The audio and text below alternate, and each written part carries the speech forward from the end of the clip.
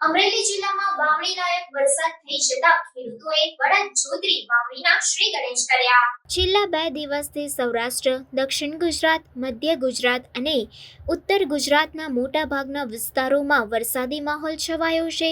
છેલ્લા 24 કલાકમાં રાજ્યના 26 તાલુકાઓમાં વરસાદ નોંધાયો છે, જેમાં સૌથી વધુ મહીસાગર જિલ્લાના સંતરામપુરમાં 1.5 ઇંચ વરસાદ ખાબક્યો છે। તો આ તરફ અમરેલી જિલ્લામાં વાવણી લાયક વરસાદ થઈ જતા ખેડૂતોએ બળદજોતરી વાવણીના શ્રી ગણેશ કર્યા છે। રાજ્યમાં આજથી નવસારીથી ચોમાસાનો વિધિવત શરૂઆત થઈ ગઈ છે। હવે રાજ્યમાં તાપમાન ઘટવાની શરૂઆત થશે। આજે સમગ્ર રાજ્યમાં સાર્વત્રિક વરસાદની આગાહી કરવામાં આવી છે। હવામાન વિભાગે અગાઉ 7 દિવસ સુધી ગુજરાતના વિવિધ જિલ્લાઓમાં ગાજવીજ સાથે વરસાદ પડવાની આગાહી કરી હતી।